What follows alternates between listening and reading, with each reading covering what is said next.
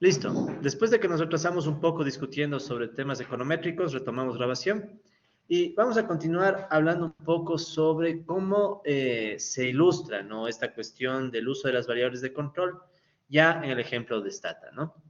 Entonces, ¿qué es lo que vamos a hacer? Vamos nosotros a plantear una regresión múltiple, pero ahora ya haciendo cada vez más profesional la cosa, ¿no? O sea, pasando de lo que es un ejemplo a algo que ya sería un estudio. Pero bueno, entonces recordemos que hasta ahora, ¿qué teníamos?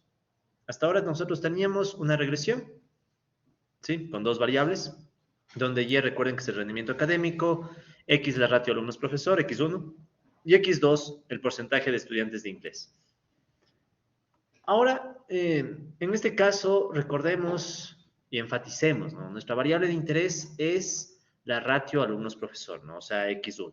Para esta variable nosotros queremos encontrar el efecto causal, o sea, esperamos encontrar un beta 1 gorro que nos ayude a ver hasta cierto punto esa relación causa-efecto, ¿no? Por su parte, recordemos, ¿sí?, que X2, o sea, el porcentaje de estudiantes de inglés, más bien lo incluimos para tratar de controlar el sesgo de variable omitida, ¿sí? O sea, nuestro objetivo fue controlar este sesgo de variable omitida al estimar el efecto de X1, ¿sí? De hecho, recordarán cuando empezamos regresión múltiple, antes incluso de meter X2, vimos un poco la razón que planteaban Stock y Watson para meter la variable. ¿Cuál era el factor omitido que querían controlar ellos? Realmente era migración, ¿sí? Entonces vean algo parecido a lo que hemos conversado, ¿no? O sea, el factor omitido que ellos decían que hay que controlar es migración, bajo el argumento de que tal vez poblaciones migrantes tienen más dificultad para un buen rendimiento académico. Entonces, como no tiene la base de datos una información directa de migrantes, usamos el porcentaje de estudiantes de inglés como una proxy para aproximarnos a ese control de la migración, ¿no?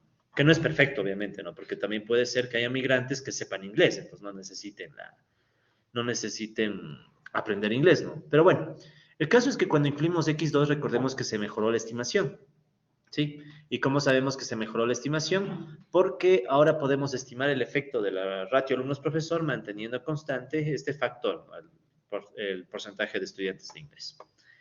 Ahora, también podríamos considerar que X2 tiene efectos sobre Y, ¿no? O sea, podrían hacernos, como decíamos, no digamos la inquietud, ¿no?, sino nos nace un poco esa, eh, como que nos podemos sentir tentados, ¿no? Decir, capaz que X2 también tiene efecto, ¿no? O sea, el porcentaje de estudiantes de inglés tal vez también tiene un efecto causal, ¿no? Sin embargo, también hay razones para pensar que esta variable está correlacionada con otros factores omitidos. Lo que decíamos, ¿no? O sea, si nos coge la tentación de meter la X2 como otra variable de interés, nos toca pensar en más factores omitidos, ¿sí? Y por tanto tendríamos que buscar más variables de control, ¿ya? Entonces, sí se nota que es más conveniente verle o sea, esto es como la tentación, o sea, llega la tentación y te dice, ¿sabes qué? Pon X2 también como variable de interés, no pasa nada. Entonces tú dices, no, a ver, me tranquilizo. Si meto X2 como variable de interés, entonces voy a tener también que buscar esos factores omitidos para que el X2 también esté libre de sesgo. Entonces, por ahora, ¿qué hacemos? Mejor digamos que X2 es variable de control y a esta le vamos a cambiar el nombre, ¿ya? Entonces, en vez de X2 le vamos a llamar W1i, pero es la misma variable, solo que le cambió el nombre para enfatizar que esta variable va a ser de control, ¿no? Además, ¿qué otros factores omitidos pueden haber, no?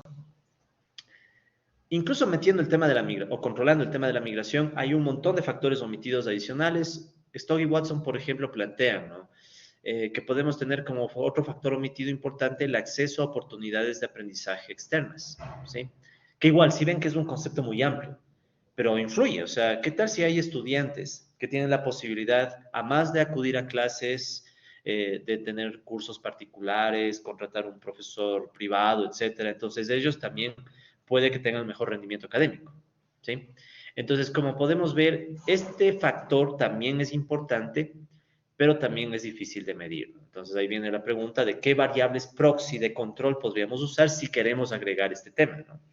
Entonces, para acercarnos a esto, tenemos que pensar en algunas variables que estén correlacionadas.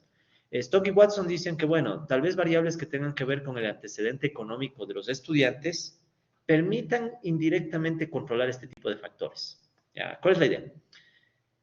Si un alumno tiene la posibilidad de acceder a oportunidades externas de aprendizaje, es porque en cierto modo tal vez tiene recursos.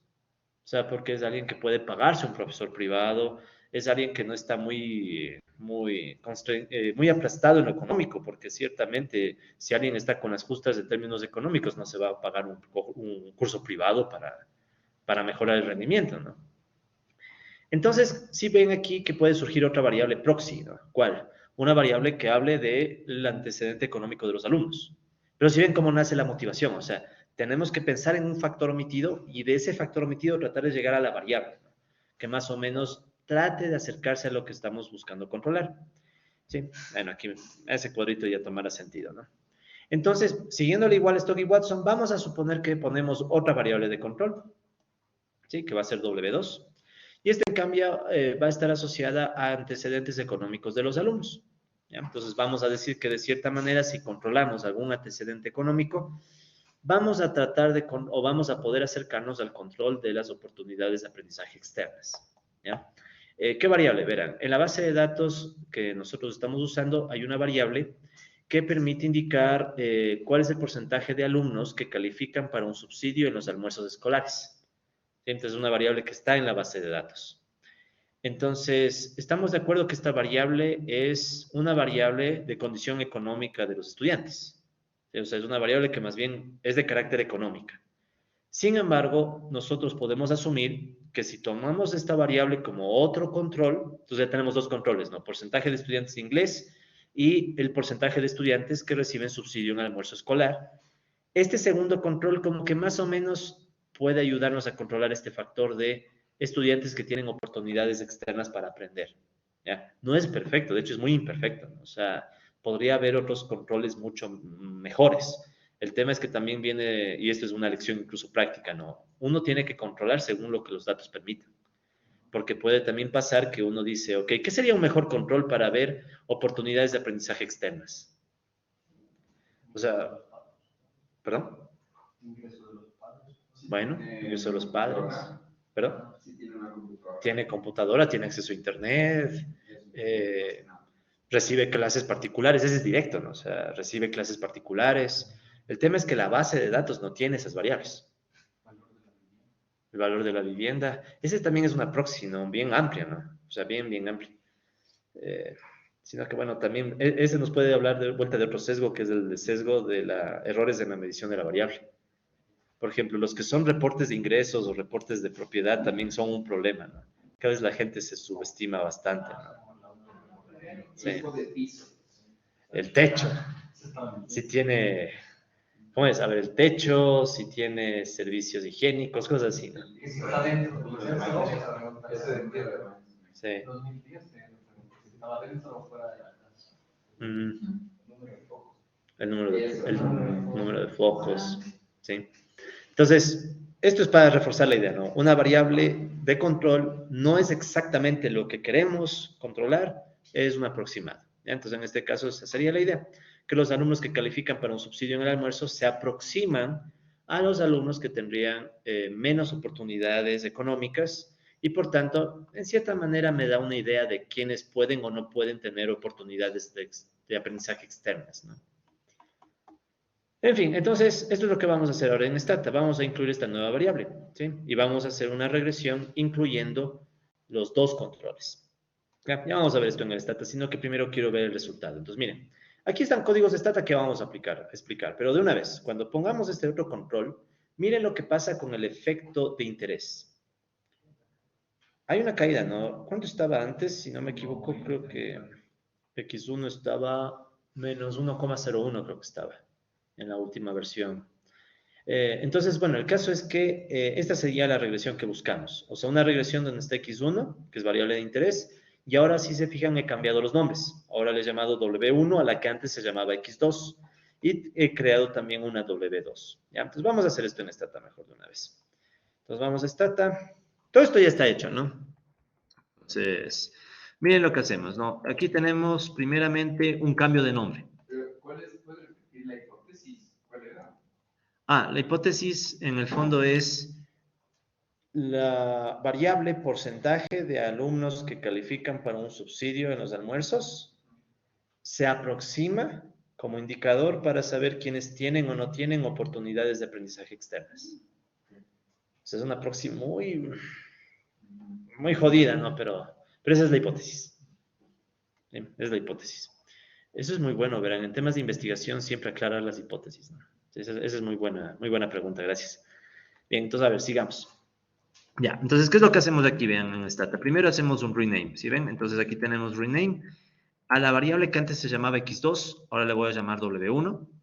Y a esta variable que es 1000-pct, esta es la variable sobre porcentaje de estudiantes que reciben subsidio en el almuerzo. Entonces a esta le voy a cambiar el nombre por w2. ¿Ya? Entonces para eso me sirve el comando rename. Entonces primerito cambio el nombre de las variables. Luego la parse, si ustedes recuerdan, lo que hace es ponerle etiquetas. ¿Sí? Entonces le pongo una etiqueta w1 para que w1 represente porcentaje de estudiantes de inglés. Y cambio la etiqueta de W2 para que sea el porcentaje de estudiantes con subsidios en almuerzo escolar. Ya saben que las etiquetas solo es para que en las gráficas se vea bonito. ¿Ya? Podríamos dejarles sin etiquetas también, pero no es mala costumbre poner etiquetas. ¿Ya? Entonces, si yo corro estas dos líneas de comando en Stata, no hay error, obviamente. Y si vemos, ahora ya tengo las variables W1 y W2. Entonces, haciendo un browse. No, W1 nomás todavía no.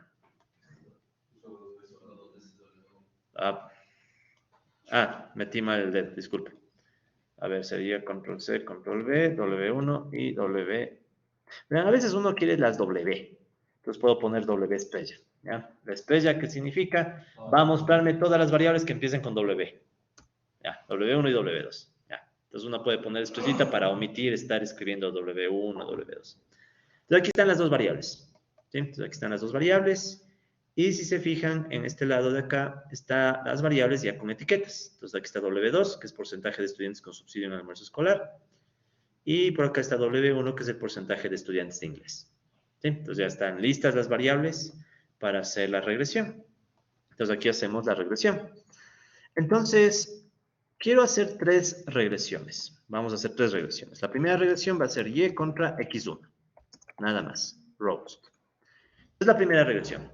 Este es el caso más básico. O sea, estamos diciendo simplemente que hago una regresión en donde comparo Y contra una sola variable X1 y me queda este efecto, ¿no? Voy a llevarme esta regresión a mi pizarra. No quiero estar escribiendo. Ya, es la primera regresión, ¿no? Luego hagamos una segunda regresión en donde hacemos Y contra X1 y W1. Robust. O sea, usamos el primer control. Entonces aquí estamos usando X1 y el primer control que le hemos llamado W1. ¿Ya? Entonces esta sería mi segunda regresión. También me la voy a llevar a la pizarra. ¿Ya? Entonces tengo ahora dos regresiones. Y hagamos la tercera regresión. Y contra X1, W1 y W2. Entonces ahora tengo los dos controles. Entonces ahí vemos que tenemos la tercera regresión y también me la llevo a mi pizarra. Ya, entonces aquí están las tres regresiones. Esta sería como la regresión base, ¿no? La que no tiene control. Simplemente es Y contra X1. Este es el efecto que hemos visto cuando hacíamos regresión simple. Menos 2,28. ¿Sí? Voy a escribirle para que se vea un poquito más grande. Menos 2,28. Ese es el efecto inicial. Luego, cuando incluí el primer control, W1, recuerden que W1 es porcentaje de estudiantes de inglés. ¿Qué está pasando con el efecto de interés? Lo que ya sabemos, ¿no? Se reduce a la mitad, a menos 1,10. ¿Sí? Menos 1,10. Entonces, ¿qué pasa? La inclusión de W1 ha provocado que se limpie el coeficiente de un sesgo. ¿Sí? Entonces aquí podemos ver ese efecto de haber limpiado el coeficiente. Es decir, inicialmente teníamos una sobreestimación del impacto de la ratio alumnos-profesor en el rendimiento. Ahora que incluimos el primer control, hemos limpiado, ¿sí?, el efecto. Ahora, ¿qué pasa si ponemos un segundo control? Entonces, miren qué pasa con el X1.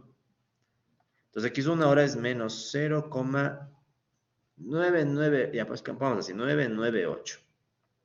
¿Ya?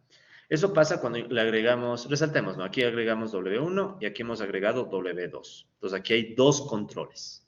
¿Sí? Primer control, porcentaje de estudiantes de inglés. Segundo control, porcentaje de estudiantes que reciben subsidio en el almuerzo. ¿Qué podemos notar entre estas tres regresiones? Notamos, sobre todo en la última regresión, que el cambio ya no es tan drástico. ¿Sí? O sea, como que al inicio el efecto cayó bastante, o sea, de 2 puntos en el rendimiento académico bajó a 1 punto. Pero luego, al agregar el otro control, o sea, al poner este W2, vemos que el efecto baja, pero no mucho. Y de hecho, si vemos los intervalos de confianza, ¿qué pasa aquí? No son muy diferentes. Miren, menos 1,95, aquí está menos 1,5, menos 0,46, menos 0,25. O sea, son diferentes, pero se cruzan los intervalos. Sí se ven, ¿no? Que los intervalos se cruzan. Al cruzarse los intervalos, no podemos descartar que sea el mismo valor. ¿Sí? Entonces, aquí también ya tenemos una información de que como que 0,998. Entonces, como que entre las dos regresiones no hay mucha diferencia. Con esta información, sin decirles nada más, solo haciéndoles la siguiente pregunta. ¿Vale la pena poner este segundo control W2? ¿Qué opinan? ¿Cuánto cambió el ajuste? El ajuste subió bastante, ¿no? Fíjense, el R cuadrado subió bastante, ¿no? Ya, por ajuste podría ser, ¿no? Pero ¿qué tenemos aquí como... O sea, ¿qué nos estaría faltando para ver el ajuste? Que no se debería ver el R cuadrado, sino el R cuadrado ajustado.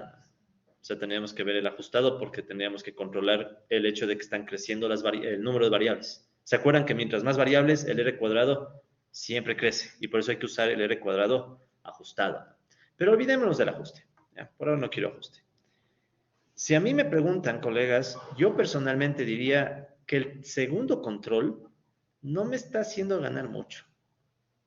Porque no se trata de una cuestión de precisión, no es que qué bestia, ahora soy 2 décimas más preciso.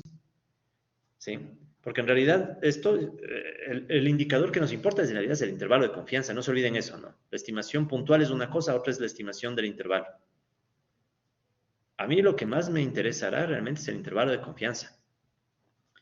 Entonces, tengo estos dos intervalos, no siento, vean el error estándar, o sea, ¿cuánto bajó el error estándar? Ahí tal vez hay ganancia, ¿no? El error estándar antes era de 0,43, bajó a 0,27. Ya, por ese lado puede ser vuelta que sí, ¿no? Si ven que aquí el error estándar bajó a la mitad, es decir, nos está bajando la incertidumbre. ¿Sí? Entonces, eso también, ese vuelta es un factor a favor, ¿no?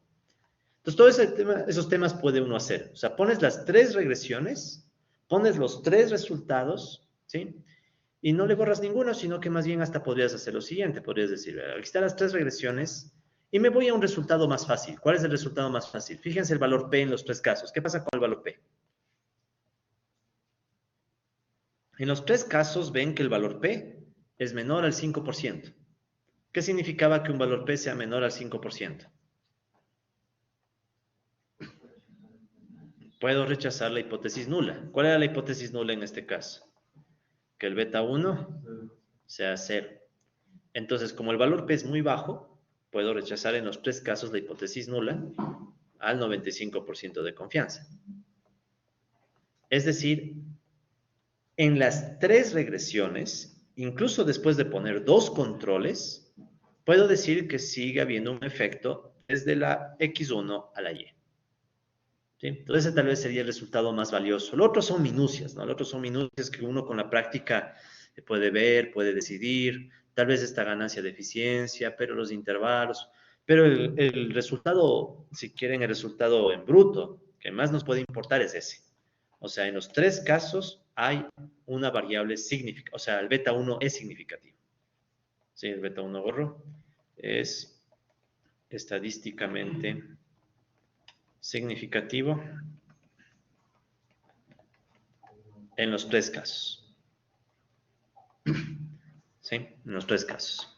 Eso significa que tal vez ya estamos logrando una limpieza de la variable de interés, o sea, del beta 1. O sea, lo estamos logrando limpiar sin que se desaparezca, porque también puede pasar que ustedes metan una variable que le mate al coeficiente y esto quede 0.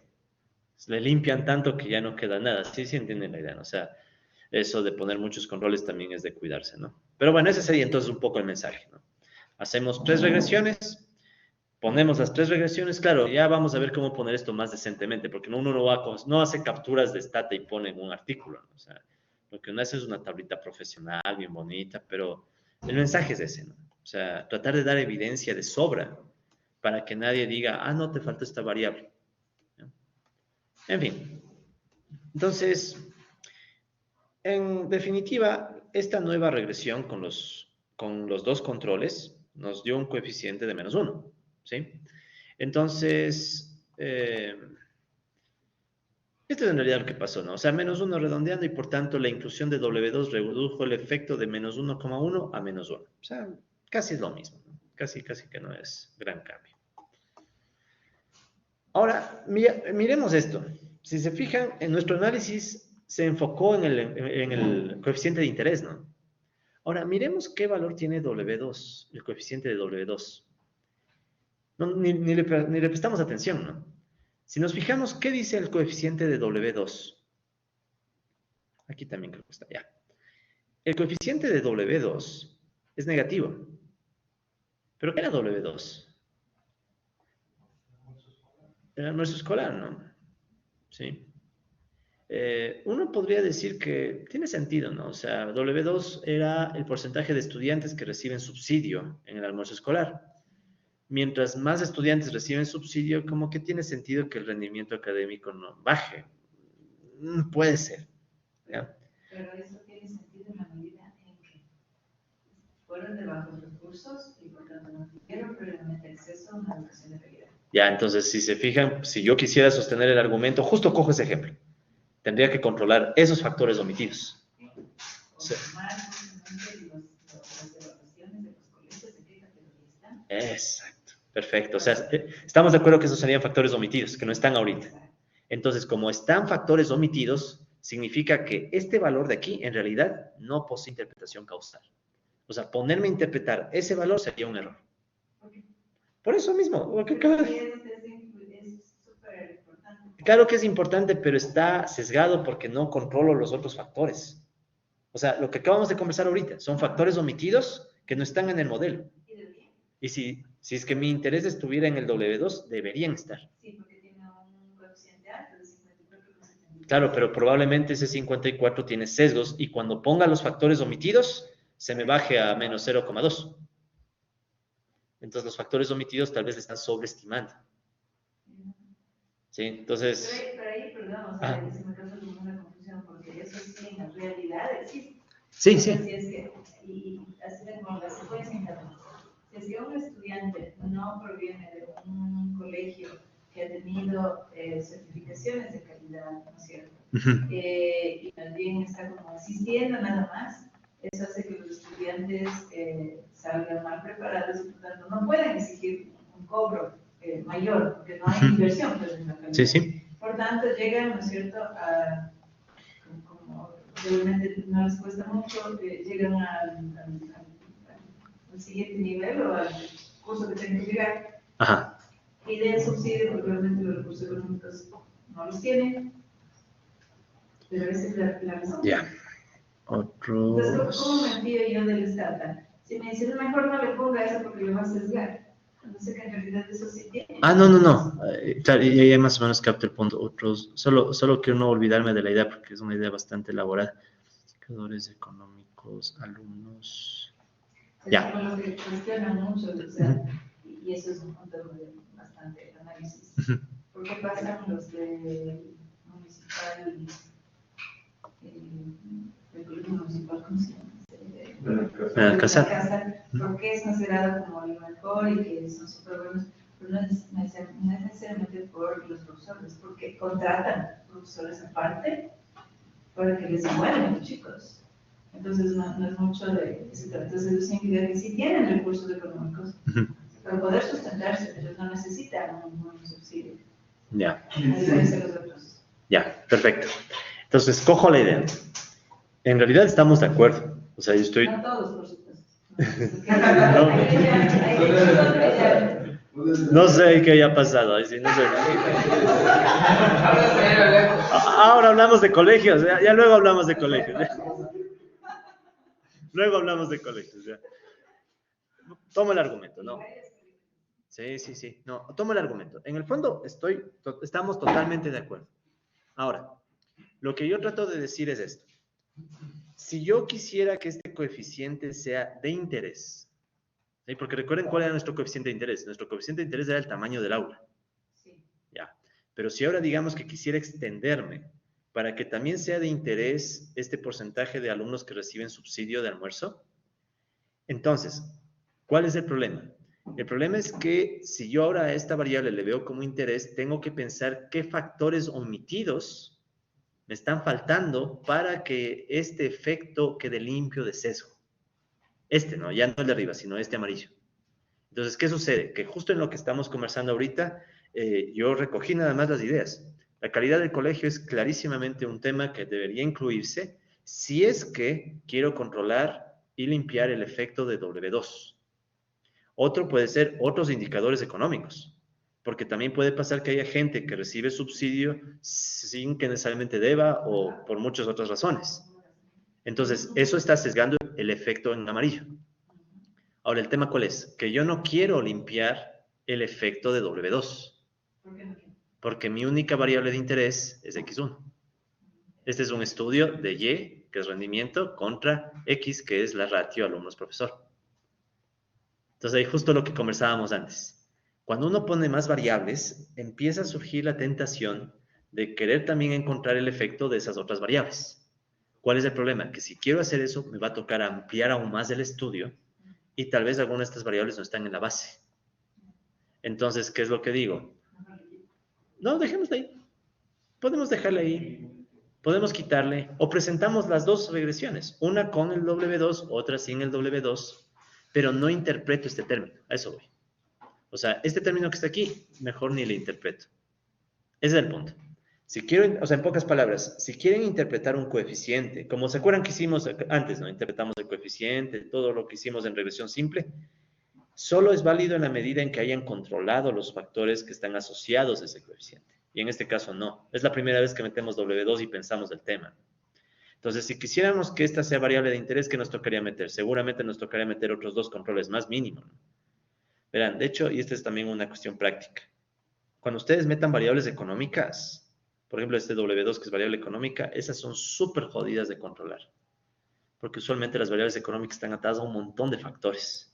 Por ejemplo, ¿qué tal si yo metiera como control el ingreso de los padres? Esa variable es, o sea, digamos que meto W3, ¿ya? Digamos que meto un W3 y digamos que W3 es ingreso de los padres. Si mi único objetivo es limpiar la ratio alumnos-profesor, capaz que pega.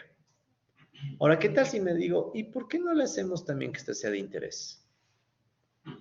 Ahí empieza lo jodido. ¿Por qué? Porque si yo digo, ahora quiero que mi variable de interés también sea el ingreso de los padres, ¿sí o no que hay muchos factores omitidos entre ingresos de padres y rendimiento académico? O sea, puede haber padres que ganen bastante, pero son migrantes. Mandan la plata. Entonces, ¿qué pasa ahí? Puede haber gente que recibe plata, pero tal vez no se reporta en rendimiento. En el Ecuador pasa a veces eso. O sea, hay gente que es migrante, manda la plata, los hijos están estudiando todo, pero no hay un seguimiento de los estudios porque no hay nadie, no hay familiares.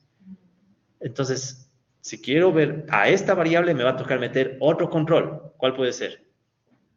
Vive con los padres o vive con familiares, vive con alguien que controla. Sí, ven, o sea, se va ampliando y se va ampliando. Entonces, ¿qué es mejor? No, tranquilos, no. Mi tesis es sobre este tema, punto. Y me quiero graduar y quiero acabar la tesis en el tiempo que es. Sí. Este es mi tema, esta es mi variable. Y ya cuando esté súper seguro, ahí, bueno, me estiro un poquito, si los tiempos dan. Si no, me quedo con esa variable y sus controles, ¿no? Algo iba a salir tal vez, ¿no? No. Bueno, Es que lo que iba a decir nomás es que el X1 es rendimiento. es rendimiento. Entonces hay que ver la relación de la W2 con X1. Exacto. Exacto, entonces aquí estoy incluyendo W2 estrictamente para que mi relación X1Y sea más limpia. Punto. Exacto, ese es el objeto de estudio. Entonces, ese coeficiente que está aquí en celeste, ni le interpretamos. Por eso es que a veces pasa, puede llegar a pasar, que los coeficientes salgan con el signo contrario a lo que nos diga la intuición. Puede pasar. A veces eso es criticado. Algunos dicen, ve, tu signo en el control salió al revés. Aquí no salió, no, pero imagínense que salía positivo. O sea, más subsidio, mejor rendimiento. Aunque también se podría pensar que tiene sentido, ¿no? O sea, le subsidiamos más a los estudiantes para que coman mejor, rinden más. Entonces, si ven que aquí nos surge una filosofada que no vamos a acabar la tesis nunca, entonces, ni la clase. Entonces, no interpreten en lo posible, no interpreten los coeficientes de las variables de control. ¿Sí? Ese es el mensaje. ¿Ya?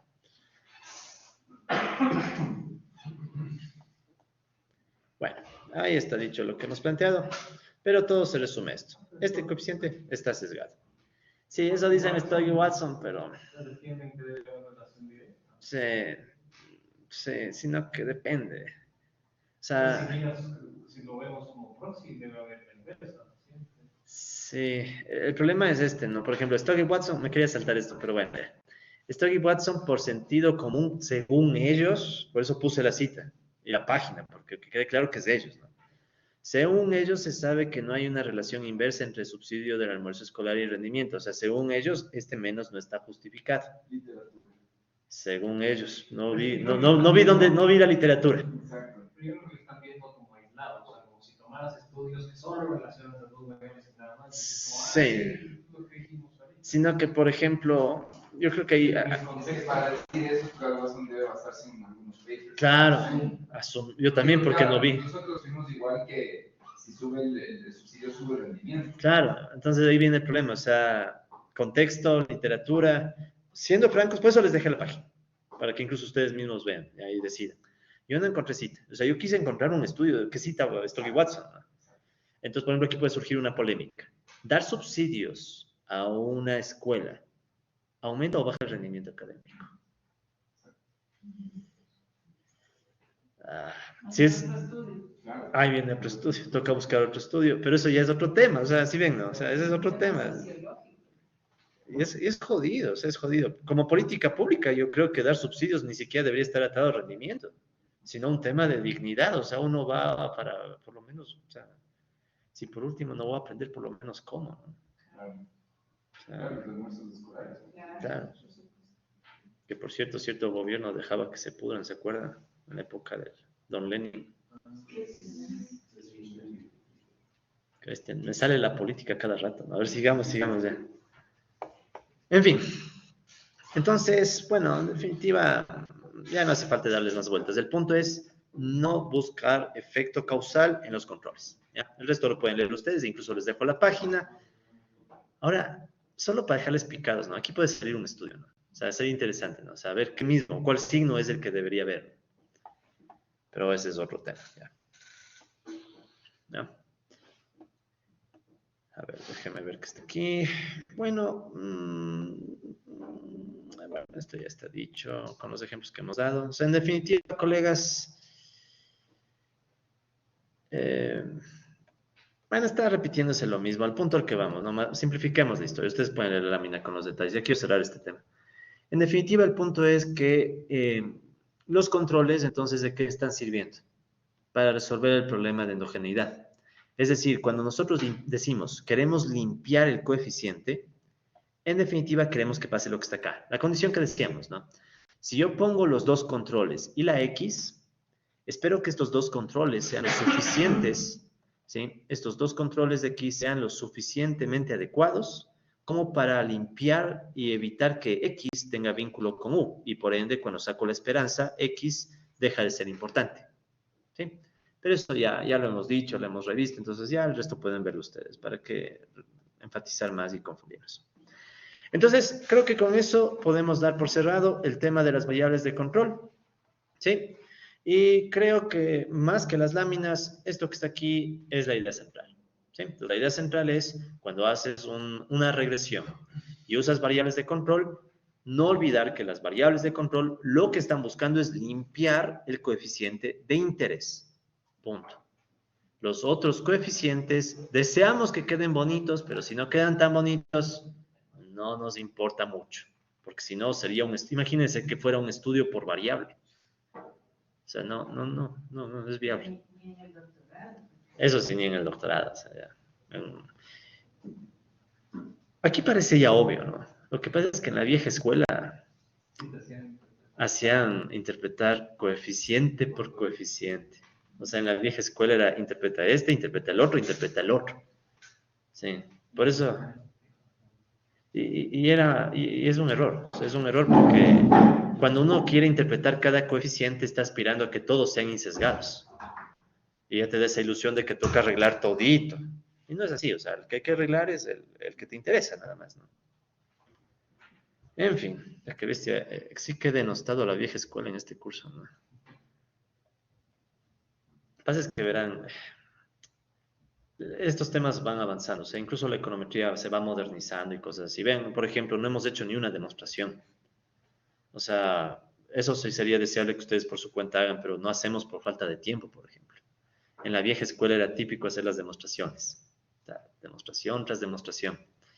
El problema es que te hace perder el tiempo y pierdes el enfoque de qué es lo que buscas, ¿no?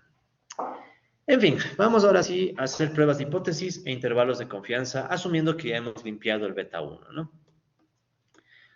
En fin, entonces, verán, gran ventaja, mucho de lo que hemos visto en regresión simple se va a extender a regresión múltiple. Entonces, esto lo vamos a pasar mucho más rápido de lo anterior.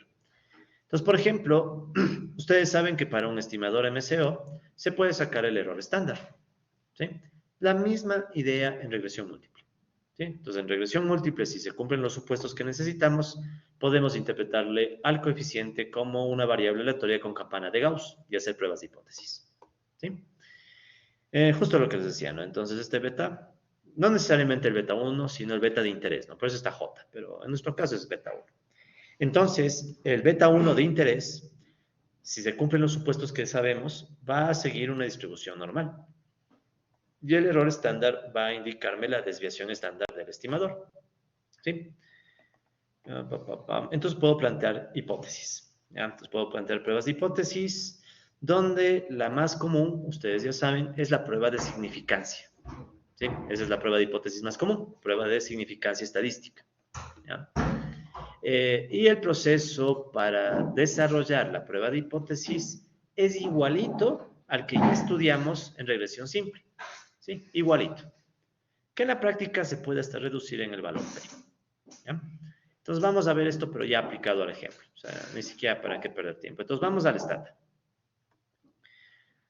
Tomemos como caso de análisis la última regresión. ¿Ya? Entonces Stata nos arrojó esta regresión. Ahí sí voy a una pizarra nueva. ¿Ya? Entonces Stata me da esta regresión. Antes de ponerme a interpretar nada, deben cumplirse 4 supuestos. ¿Cuáles son los 4 supuestos que necesito? Son los supuestos MCO de inferencia causal. Causal. Entonces, los 4 supuestos, ¿no?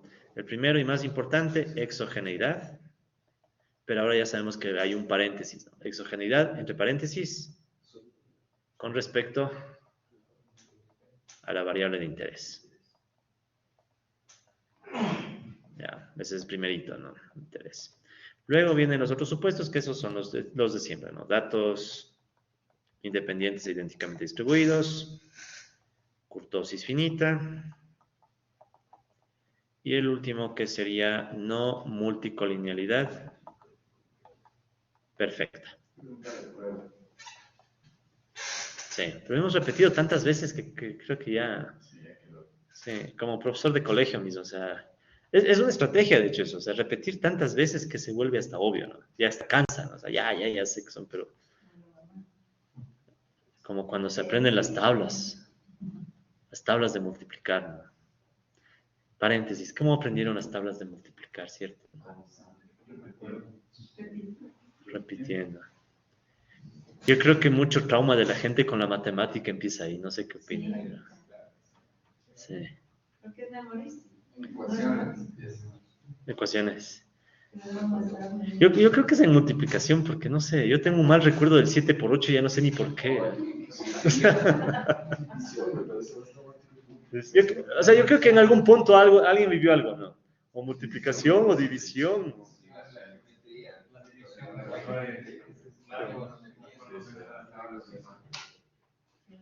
el sol de hoy, me parece dividir un Sí. número largo, me pierdo. Vean, yo tengo un hermano que estudia ingeniería matemática, está terminando el pregrado en matemática, o sea, casi matemática pura en realidad. Y él no sabe multiplicar bien a veces. Y no le preocupa, dice, ¿y para qué quiero? Es una calculadora y ya. Entonces, ahí es cuando uno dice, ¿no será que nos enseñaron mal, no? Le ponemos el énfasis al cálculo en vez del énfasis a la gran imagen, ¿no? Sí, por eso es que, bueno, he repetido full los supuestos con la idea de que no se acuerden las ecuaciones, pero sí se acuerden la gran imagen, ¿no? Entonces, supongamos que se cumplen los supuestos. ¿Ya? Se cumplen los supuestos. Si se cumplen los supuestos, ¿qué va a pasar? Si se cumplen los supuestos, mi variable de interés, que es el x1, tiene un coeficiente beta 1, ¿sí? Beta 1, que sé que va a ser insesgado y consistente. Sí, es la consecuencia. Pero ahora, ¿cómo se ve eso ya más en la práctica? Si el beta 1 es insesgado y consistente, entonces, y aparte, no recuerden no haber usado la opción robust, ¿no? O sea, eso es clave, no olvidarse la opción robust. Entonces, si tenemos esas condiciones y nuestro tamaño de muestra, ¿se acuerdan, no? Que nuestro tamaño de muestra sea grande, más de 100. Ya, vemos que todo se cumple. Entonces, yo puedo asumir que el beta 1 gorro sigue una campana de Gauss. Y vamos a ver un poquito. Entonces, yo puedo asumir que el beta 1 gorro, que es una variable aleatoria, sigue una campana de Gauss. ¿Ya? Y sé que el valor de la mitad de esta campana de Gauss, el valor esperado, ¿sí? El valor esperado del beta 1 gorro, como es insesgado, ¿a qué va a ser igual? Al beta 1 poblacional. Y puedo plantear hipótesis. ¿Cuál es la hipótesis más común? Asumir que el beta 1 es 0. ¿Ya? Entonces, estamos listos para hacer la prueba de hipótesis. ¿Ya? ¿Cuál era la idea de la prueba de hipótesis? No se olviden, ¿no? Entonces, tengo el beta 1 gorro y quiero saber hasta qué punto el beta 1 que estimamos, o sea, cuánto salió el beta 1 estimado, por cierto, beta 1 gorro, pongamos observado, ¿ya? El beta 1 observado salió menos, pongamos de menos 1, ¿ya? Menos 0,99, ¿ya? Este es el beta 1 observado, entonces quiero saber qué tan alejado está este beta 1 observado del 0. ¿Sí? Entonces aquí está el 0 y este dice que es menos 1. Entonces quiero saber cuán alejado está el menos 1 del 0. ¿Qué es lo que deseamos? Que esté lo más alejado posible. ¿Por qué? Mientras más alejado tengo más certeza de que no es 0 y puedo rechazar la hipótesis nula. Recuerden que aquí la hipótesis nula es que el beta 1 es 0. ¿Sí? Entonces recuerden que ustedes construyen la campana de Gauss asumiendo que la hipótesis nula es verdadera. ¿Sí? Entonces esa es la situación. Ahora, ¿qué hacemos ahí? Estandarizamos la campana de Gauss. ¿Cómo estandarizamos la campana de Gauss? Sacando el estadístico T. ¿Cuál es el estadístico T? Recuerden que es el beta 1 observado dividido para el error estándar del beta 1 observado. O sea, simplemente le estandarizamos. O sea, ¿qué es estandarizar? Dividir para el error estándar. Entonces, en este caso, ¿cuánto es el estadístico T? ¿Cuánto salió el beta 1 observado? Menos 1, ¿no? Prácticamente menos 1. ¿Cuánto es el error estándar? 0.27. Entonces, si nosotros hacemos la división menos 1 para 0.27, nos tiene que salir menos 3,70. Verifiquemos, por favor. ¿Alguien tiene? Ah, bueno, yo mismo. ¿Tiene alguien una calculadora? Todo estoy hecho un lío aquí. Menos 1 para 0.27, ¿cuánto sale? O sea, ya saben, estoy dividiendo el coeficiente para el error estándar, ¿no? Sí, ¿no? Sí, ya, estamos bien. Entonces, sabemos que el error estándar es 0.27. Al hacer la división menos 1 para 0.27 me sale menos 3,7, que es el estadístico T. Entonces, ¿qué es lo que puedo hacer? Tomo esta campana de Gauss y la estandarizo. Al estandarizar, ¿qué tengo? Tengo una campana de Gauss donde ya no está el beta 1 gorro, sino ahora el estadístico T. ¿Sí? Entonces, del beta 1 gorro pasé al estadístico T. La media sigue siendo 0. Pero ahora, en vez del menos 1 que tengo, el estadístico T. ¿Y cuánto es el estadístico T? Menos 3,7. Entonces recuerden que esto de aquí, ya cuando está estandarizado, sigue una distribución normal estándar. Si es una normal estándar, ¿qué significa? Es una normal con media 0 y desviación y varianza 1 y desviación estándar 1. Entonces aquí yo ya puedo aplicar lo que sabemos de la normal. ¿Qué es lo que sabemos de la normal? Que de la media 1,96 desviaciones estándar a la derecha y menos 1,96 a la izquierda, ¿cuánto representa? Perfecto, el 95% de casos. ¿Sí? Entonces ya sé que ahí tengo el 95% de casos. Entonces, mi hipótesis nula, la H0, está acá, en esa región amarilla. O sea, si mi punto hubiera caído dentro de esta región amarilla, no podía rechazar H0. ¿Qué es lo que pasó? Que sí salió fuera. O sea, menos 3,7 es como decir que mi dato observado equivale a 3,7 desviaciones estándar, que es mucho más grande que el 1,96. Conclusión. ¿Sí? Es como 3 sigmas. Es 3,7 sigmas. Exacto. Sí, son 3 sigmas. Entonces, se rechaza H0 con 95% de confianza. Incluso con más, ¿no? Hasta con el 99, porque con el 99, ¿cuánto era? Ya ni me acuerdo. Salud. 2 algo, ¿no? Bueno. Pero bueno, el caso es entonces que ya podemos hacer prueba de hipótesis. Y si no quieren hacer toda esta lata, que es más fácil, ver el valor P. Ya, si no quieren hacer todo este lío, dicen, a ver, ¿cuánto salió el valor P? 0,000 y ya saben que el valor P, mientras más pequeño, más feliz eres. ¿Ya? ¿Por qué? Porque entonces tienes certeza de que esto no es cero. Perdón, ahí no, o sea, se rechaza la hipótesis cero, pero no hay nada que se acepta la hipótesis cero. ¿Perdón? La nula, o sea, ahí no era, pues, ahí me confundí. Una vez que tengo este P y también el valor. Ya. O sea, en definitiva. ¿No se acepta? Ya. No sé que se acepta. Claro, siempre es hasta coger el tino, no hay problema. Si hay dudas, podemos volver a la definición del valor P. O sea, el valor P es la probabilidad de tener un valor igual o más extremo que el que encontramos, desfavorable para la hipótesis. Entonces, ¿cuál es la idea? Mientras más bajo,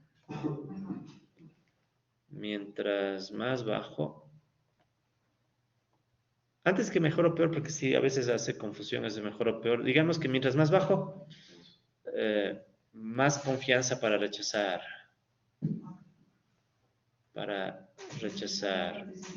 ajá, H0, ¿sí? Entonces eso sería una mejor interpretación, más limpia, ¿no? O sea, mientras más bajo el valor P, más confianza para rechazar el H0. ¿Qué es lo que queremos? Recuerden que siempre lo que queremos es rechazar H0, porque significa que tenemos evidencia estadística de algo distinto al H0. Porque si nos quedara, imagínense que en vez de menos 3,7 nos quedaba un valor dentro del intervalo. Ahí quedamos en incertidumbre. No sabemos si esto es cero o no es cero, o sea, incertidumbre. En cambio aquí por lo menos ya tenemos evidencia estadística de que esta cosa no parece ser cero. ¿Sí? Y en el caso del estudiantado o del rendimiento escolar sería que no está relacionado el tamaño de la. Claro, si es que este punto quedaba dentro del intervalo hubiera significado que no hay relación. Y ahí significa que no hay nada, en definitiva no hay nada, ¿no? Entonces sí tiene efecto. Entonces sí tiene efecto. Sí. Al menos controlando con estos factores, ¿no? O sea, si controlo con estos factores, todavía hay efecto. ¿Sí? Sería de esperar que si pongo más factores siga habiendo efecto, ¿no? Entonces esa es un poco la idea. Ahora, si no quieren hacer ni estos cálculos ni el valor P, ¿cuál es otra opción? Ver el intervalo de confianza. ¿Sí? Entonces tienen varias opciones, ¿no? Si veo el intervalo de confianza, en cambio, ¿qué es lo que yo quiero del intervalo? Vean, aquí está el intervalo. Me interesa que este intervalo no le contenga al cero. O sea, que no haya cambio de signo. Exacto, que no haya cambio de signo. Si yo veo que en el intervalo siempre está el mismo signo, puedo decir con 95% de confianza que esta muestra está indicando un efecto negativo. ¿Sí? Entonces, en este caso vemos que el 0 no aparece o, esa es muy buena, no hay cambio de signo en el intervalo. ¿Cuál sería la interpretación cuando hay cambio de signo en el gráfico? ¿En gráfico? Chévere, me la ponen compleja, me gusta. Vamos a ver, así mismo fuera en el examen, no les devolvería la complejidad. Yo que quiero interpretar rápido, no, pero está bien, o sea, eso está muy bien, o sea, ¿qué significaría en términos gráficos, no? Dibujamos la campana de Gauss. Aquí estaría el beta 1 gorro, ¿sí?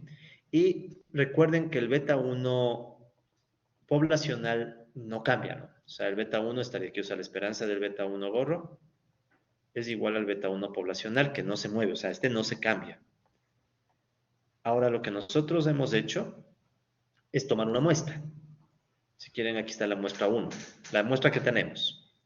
De la muestra 1 hemos sacado un coeficiente y un intervalo. ¿El coeficiente cuánto salió? Bueno, menos 1. Entonces, supongamos que el menos 1 está a la izquierda.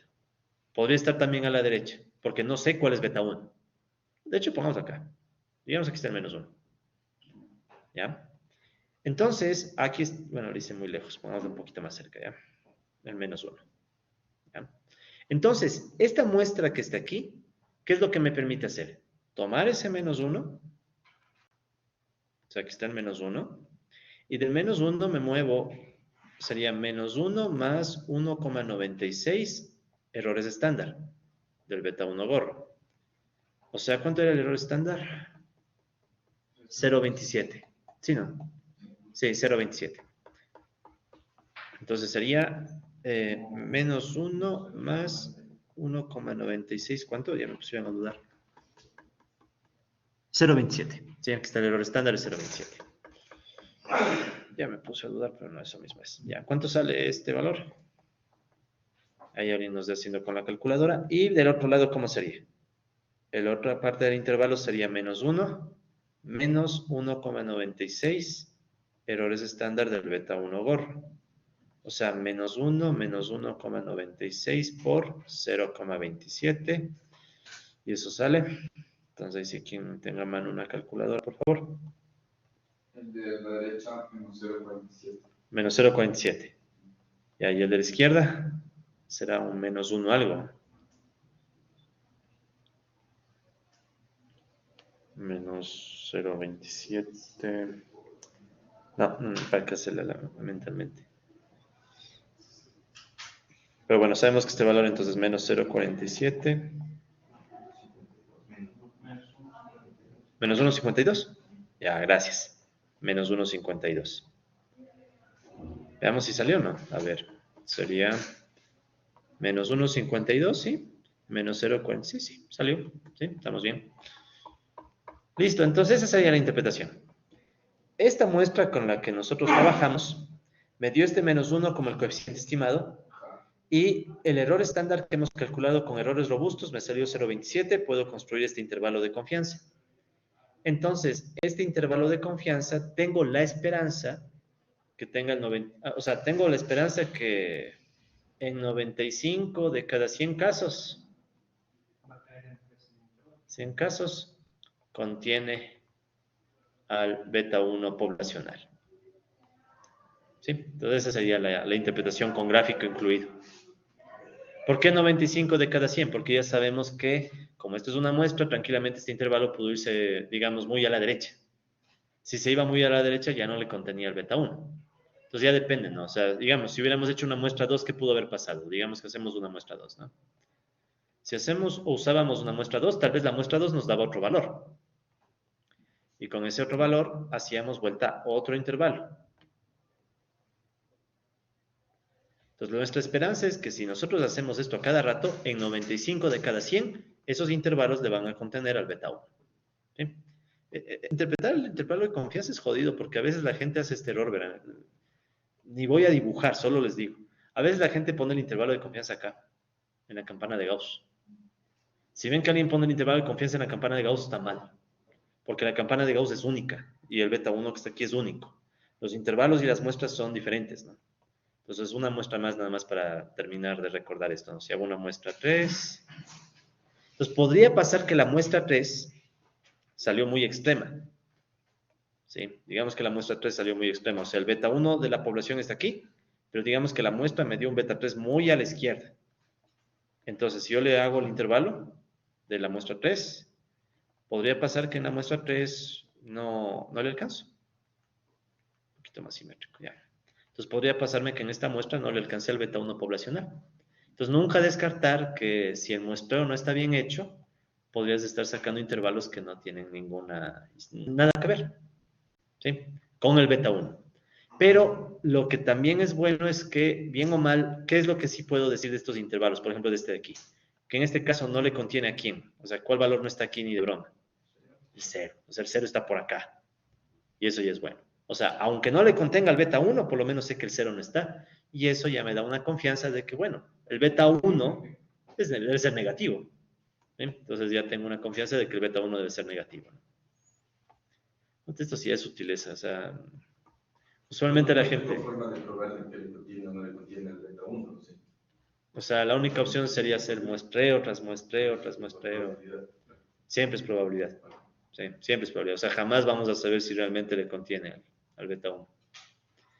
O sea, idealmente la única opción sería tener la población, hacer la regresión de la población y ahí sabríamos si el beta 1 cae dentro o fuera. Pero obviamente si tuviéramos la población no estaríamos haciendo todo este lío. Listo. ¿Alguna otra pregunta tal vez, por favor? O sea, en general se puede, o sea, claro, publican el 99. Sí, sí, sí. O sea, el estándar es 95% en ciencias sociales. Mi recomendación, si ves que sale con el 95% y este T es muy alto, juégate al 99. O sea, pero ¿cómo les diré? Por ego, o sea, para que se vea más bonito, o sea. Pero si en realidad se fijan, yo con ver el valor T, ya tengo una idea de lo que pasa. O sea, si veo que este T es de menos 3,7, en la campana de Gauss, quiero acordarme, ¿cuánto era el 99%? ¿Dos cuánto? Ah, veamos las láminas, total. A ver, veamos las láminas. Presentaciones PDF. Eso fue lo primerito que estudiamos, ¿no?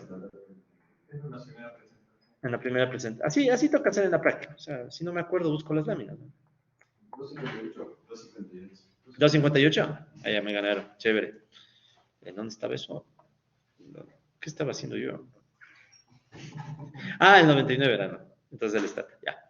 Entonces, por ejemplo, si yo digo, ok, tengo la campana de Gauss y sé que con 2,58, ya, si yo sé que con menos 2,58 y más 2,58, ya tengo el 99% de confianza de que, o sea, ya cubro el 99% de confianza. Y esto me sale 3. Ya, o sea, está clarísimo que esto está alejado, o sea, esto está todavía más allá, ¿no? O sea, está por acá. O sea, está clarísimo. Entonces podría usar hasta el 99, algo por ciento de confianza, pero ya es por joder, ¿no? O sea, entonces ya con ver el valor T me da lo mismo cualquier nivel de confianza, ¿no? Pero, o sea, eso es lo que yo quisiera. Antes que aprenderse qué nivel de confianza uso, ganar el criterio, ¿no? O sea, ganar criterio. Entonces, es como jugar fútbol, ¿no? O sea, cuando uno hace una cascarita o cuando uno le hace galleta a otro jugador. Depende, ¿no? O sea, si le quieres hacer enojar, le haces una galleta en la mitad de la cancha sin ninguna relevancia, ¿no? O sea, una jugadita y listo. Pero, ¿cuál es la calidad? Hacer la galletita o la jugada en el momento justo, ¿no? O sea, pero bueno, ya estoy divagando también, disculpa. Bien, entonces ya vieron cuál es la mecánica de la prueba de hipótesis. O sea, es lo mismo, o sea, si se fijan, es igualito a regresión simple. Igualito, o sea, realmente no ha cambiado nada. Entonces no hay mucho más que profundizar, solamente recordar que esto de aquí lo hemos logrado asumiendo que estos controles permiten que se cumpla supuestamente el supuesto de exogeneidad. Sí, porque no se olviden, al final es eso, los controles ¿para qué sirven? Para cumplir el supuesto de exogeneidad. Y si alguien me va a criticar, ¿qué es lo que me puede decir? ¿Sabes qué? Te faltan más controles, o sabes que estos controles no son buenos, etcétera. O sea, la discusión ya iría en ese tema. En fin, entonces, ya este procedimiento ni para qué verlo, lo hicimos en la práctica, así que ya podemos saltarnos esto.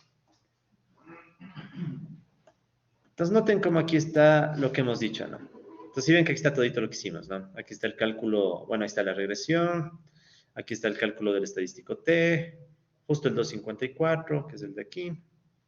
Ah, miren, este se hizo solo con un control, con W1. Pero es la misma idea, ¿no? O sea, solamente que en vez de hacer con dos controles, se hace con uno. Pero creo que ya tiene la base más que suficiente para interpretar los resultados. ¿Sí? Ahora noten esto, ¿no? Con un solo control, como que el T no salió tan grande, ¿no? Si ven que aquí el valor T salió de 2.54, el estadístico. Entonces, ¿qué pasa? Como que el tercer control, perdón, el segundo control, el W2, como que nos da más certeza, ¿no? ¿Sí? Y en el error estándar también se puede ver. Eso ya lo dijimos, fíjense, si nos vamos a la página anterior, cuando comparábamos las tres regresiones, sí se fijan que el error estándar baja, ¿no? Estaba en 0.51, baja 0.43 y luego baja 0.27. Entonces podríamos decir que como que el tercer control me está ayudando a ganar eficiencia, ¿sí? Entonces ya son interpretaciones, o sea, esto ya es, a veces puede pasar, a veces no, ya depende de cada caso. Claro, el p-value también me está dando a entender que estoy ganando eficiencia, pero yo sí confío más en el estadístico T, porque si ven que llega un punto en que el P se hace tan pequeño que el Stata solo pone 0. En cambio aquí el T ya me está dando a entender que, por ejemplo, aquí entre estos dos, si ven que el valor P no ayuda, ¿no? Sale 0. Pero en cambio el estadístico T ya me hace ver que en la regresión de acá abajo tengo un poco más de incertidumbre, ¿no? O sea, el error estándar bajó, pero en cambio también bajó el coeficiente, ¿sí? O sea, todas esas cosas, ¿no? Pues son sutilezas, ¿no? Son sutilezas. En realidad, valor P y listo, si es que están cansados, ¿sí? Valor P, ya. Sí vimos un meme de valor P, ¿no? Ya, entonces, si están cansados, busquen meme de valor P y ahí se acuerdan cómo interpretar y listo, ya. Ahora verán, veamos cómo estamos. Sí me alcanza el tiempo. Esto es chévere, verán. Ahora, al hacer una regresión múltiple, ¿sí? Nosotros podemos hacer intervalos de confianza y ya los interpretamos, ¿no? Ya vieron que aquí hay un intervalo de confianza. ¿Sí? Ahora, bueno, también recordar que, bueno, esto ya lo vimos, pasemos nomás. O sea, sabemos que esto se hace con muestras grandes, ¿no? Pero ya lo vimos, o sea, intervalo de confianza. Sí, pues ahí está el intervalo de confianza. Pero ya hicimos el ejemplo, ¿sí? No hace falta detenernos mucho ahí. Entonces, solo enfaticemos cuándo es necesario o cuál es el resultado que buscamos, que no haya cambio de signo o que el cero no esté contenido. Ya, entonces ya hablamos de eso, pasemos más. Ya, entonces, al final, el resumen de todo lo que hemos dicho significa que, entonces, tanto la prueba de significancia, o sea, el valor P, como el intervalo de confianza permiten asumir que sí, o sea, la ratio alumnos-profesor sobre el rendimiento académico sí es significativo. ¿Sí? Claro, en estos ejemplos de la lámina solo está controlando por el porcentaje de estudiantes de inglés, pero vimos que sigue siendo significativo si también controlamos por subsidios a los almuerzos. Entonces, en definitiva, todo está marchando bien. ¿Ya? Ahora verán, esto está también chévere. En Stata podemos hacer una gráfica del intervalo de confianza. O sea, lo que estaba yo haciendo a mano, ¿no? Esto de aquí. O sea, estos intervalos. Ese de aquí, este intervalo, lo puede hacer Stata con códigos. Entonces, si ven que aquí, por ejemplo, está el intervalo de confianza de X1 y X2, perdón, de X1 y W1. ¿Sí? Entonces, para eso se utiliza un comando que se llama coefplot. ¿Ya? Entonces, eso podemos verlo ahorita así rápido. Entonces, ¿cuál es la idea? Verán. Corramos la regresión solo con un control. O sea, regresión Y, X1, W1, robust. Pues quedémonos con esta regresión con un control. Y ahora sí hagámoslo más rápido. Hice la regresión, veo que el valor P es menor al 5%, listo, es significativo. Ya. Puedo rechazar la hipótesis nula de que esto no es cero, de que esto es cero. Listo. Estamos bien. Ahora, una vez que yo hago la regresión, quisiera ver el intervalo de confianza, o sea, verlo. ¿Ya? Claro, aquí está, o sea, ya, pero quiero verlo porque quiero sentirme elegante. Entonces, ¿qué podemos hacer? Podemos instalar el paquete coefplot, porque este no viene en Stata por defecto. ¿Ya? Entonces podemos instalar el paquete coefplot. Entonces vamos al Stata, instalamos, ¿no? SSC install coefplot. ¿Ya? En mi caso ya está instalado, va a salirme que ya está instalado. Si ven, ya está instalado, pero si no está instalado, a ustedes les va a salir instalando y al final todo bien. Una vez que instalan el paquete coefplot, podemos hacer, bueno, la regresión ya la hicimos. Si ven que aquí está hecha la regresión en Quietly, ya saben, ¿no? O sea, es para que nos haga resultados. Y luego podemos hacer lo siguiente, ¿no? Quiero escribir en consola. Ya. Entonces vamos a hacer coefplot, coma, drop cons. Más o menos, ¿qué intuyen que significa ese drop cons? Vamos a pedir que no nos muestre el intervalo de la constante. Ya luego vamos a ver qué pasa si no ponemos esa opción, ¿no? Y luego ven que dice xline 0. ¿Qué significa? Le voy a pedir al gráfico que me ponga una línea a la altura de x0. Entonces, si le doy enter, les va a salir este grafiquito. Entonces, este gráfico es el gráfico de los intervalos de confianza. Obviamente, la variable de interés es la de acá arriba. Entonces, miren, aquí está el intervalo de confianza y aquí está el 0. Entonces, ahí podemos ver justo lo que decíamos antes, ¿no? Vemos que el intervalo de confianza no le contiene al 0. Si el intervalo de confianza no le contiene al 0, ¿qué significa? Que beta 1 gorro es estadísticamente significativo. Al 95%. ¿Sí? Todo bien. O, de hecho, de otra forma, rechazo H0. O sea, beta 1 igual 0, rechazado. ¿Sí? Esto ya es por elegancia, ¿no? O sea, si no te conformas con el intervalo de confianza en numeritos, tienes un gráfico. Miren cómo en W1 el intervalo es bien pequeño, ¿no? ¿Sí? W1 es bien pequeño el intervalo. Pero ya sabemos que W1 no nos interesa. Solo le dejé para que vean que pueden sacar de varias variables, ¿no? Pero en realidad ya sabemos que este no nos interesa. Nos interesa el de acá. Ahora, ¿qué hubiera pasado si dejábamos la constante? O sea, vamos a volver a hacer esta línea de comando. Pero no vamos a poner la opción drop. O sea, voy a quitar ese drop const. Si no le pongo la constante, miren lo que pasa. La constante es muy alta. ¿Sí? Entonces, como la constante es muy alta, si ven que me dice... Exacto, es un problema de escala. Entonces, la constante, ¿se acuerdan cuál era el objetivo de la constante en una regresión? Nivelar. Entonces, ¿qué pasa? Salud. Entonces, como la constante sirve para nivelar, si le pongo en este gráfico, me distorsiona. Si ven que aquí parece que este punto está en el 0. Y no es, ambos parecen que están en el 0, ¿no? Y no es eso, sino que es la escala. Entonces, procuren cuando hagan este grafiquito, quitar la constante. ¿Sí? El drop const, así tal como está aquí, ¿no? Drop const. ¿Sí? Entonces, eso es bueno también. O sea, cuando ustedes quieren aprender verán, yo no sabía que existía el coefplot antes de estas clases. No les miento. Es que nunca he tenido la necesidad de graficar. Pero por ahí me surgió la duda, ¿y si quiero graficar? Busqué en internet y vi que ha habido el coefplot. Y entonces, así pasa, ¿no? O sea, uno aprende cuando tiene una duda, ¿no? Entonces, primera vez que hago este gráfico así para una clase. Entonces, si a ustedes se les ocurre más gráficos, busquen. O sea, busquen en internet, digan, ¿cómo se hará este gráfico? Capaz que sí existe la función, ¿no? Bueno, si quieren más detalles del coefplot, aquí les dejo un enlace, ¿no? Esto sí no está en el Stock y Watson. Entonces, aquí está un enlace en el que pueden ver más detalles de esta función. ¿Sí? Esta es la más básica. Se le puede dejar bien chévere las gráficas de esto. Ok, entonces, como ya no me queda tiempo, solo voy a hacer la introducción del siguiente tema y queda esto para la próxima clase, que por favor no se olviden, es el día sábado, ¿no? Acordamos que es el sábado, ¿ya? Entonces, verán, cuando hacemos regresión múltiple, o sea, y igual beta 0 más beta 1 x1y más beta 2 w1y más ui, usemos esta versión. Bien, ya vimos cómo hacer pruebas de hipótesis de beta 1. Ya vimos todo, ¿no? Campana de Gauss, media 0, el estadístico T, todo, ya vimos. Ahora, eso era igualito que en regresión simple. Sin embargo, ¿cuál es la cuestión?